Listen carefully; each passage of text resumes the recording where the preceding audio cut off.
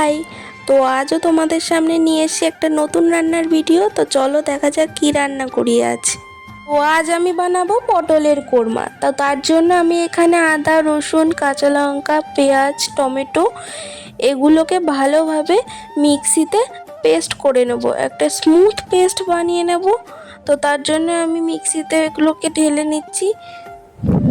তো আমি এখানে একটু সামান্য পরিমাণ জল অ্যাড করে নেব যাতে পেস্টটা সুন্দর হয়। তো দেখো সামান্য পরিমাণ জল অ্যাড করে নিয়েছি। এবার এটাকে ভালোভাবে ব্লেন্ড করে নেব। দেখতেই পাচ্ছ আমার ব্লেন্ড করা হয়ে গিয়েছে, আর পেস্টটা ঠিক এরকমই হবে। তো দেখো আমি একটু মিক্সিং জারের মধ্যে টক দই দিয়ে দিচ্ছি। আমি এখানে 250 গ্রাম প্যাকেটের একটা টক দই ইউজ করেছি।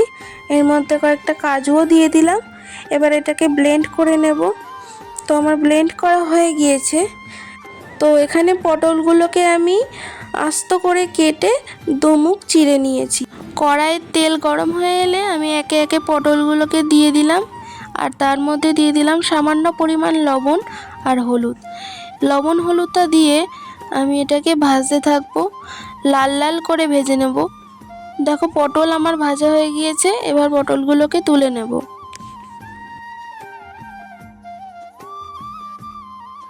তো আমি এখানে দুটো আলু দিয়েছিলাম, আলুটাকেও ভেজে নিলাম।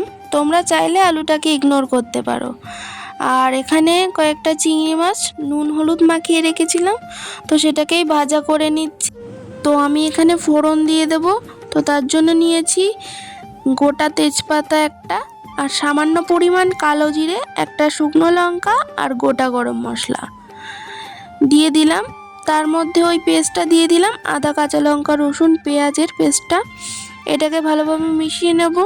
তারপর এতে একে একে দিয়ে দেবো লবণ, হলুদ, জিরের গুঁড়ো আর কাশ্মীরি লঙ্কার গুঁড়ো। তারপরে সামান্য পরিমাণ মিষ্টি, যে যেরকম মিষ্টি খাও। তো এটা দিয়ে ভালোভাবে কষিয়ে নেব। কষানো হয়ে গিয়েছে। এর মধ্যে পটল আর আলুটা দিয়ে দিলাম, এটাও দিয়ে ভালোভাবে কষিয়ে নেব। তো দেখো আমি পটলটাকে ভালোভাবে কষিয়ে নিচ্ছি। যত ভালো কষাবে তত ভালো টেস্ট হবে। পটলটা থেকে তেল ছাড়তে শুরু করলে আমি এখানে ভেজে রাখা চিংড়ি মাছগুলোকে দিয়ে দেবো। এটাকে দিয়ে ভালোভাবে কষিয়ে নেব। তারপর দিয়ে দেব দই আর কাজুর পেস্টটাকে। এটাকে দিয়ে একটু ভালোভাবে নাড়াচাড়া দিয়ে নেব। তো তোমরা চাইলে এখানে চিংড়ি মাছটাকে অ্যাভয়েড করতে পারো। আমি এখানে চিংড়ি মাছটা রেখেছি কারণ চিংড়ি মাছ দিলে টেস্টটা আরও দ্বিগুণ হয়, আর আমার বাড়ির সবাই চিংড়ি মাছটা খেতে বেশি ভালোবাসে। তারপরে আমি এখানে দিয়ে দিলাম মিক্সিং জার ধোয়া জলটা, দিয়ে ভালোভাবে ফুটিয়ে নিয়ে তাতে ঘি, গরম মশলা দিয়ে নামিয়ে নেব। তো পটলের কোরমা আমার রেডি। এরকম সুন্দর রান্নার ভিডিও পেতে আমার পেজটাকে ফলো করে দিও। তোমাদের পছন্দের কোনো রান্নার ভিডিও দেখতে কমেন্ট করে জানিও। বাই।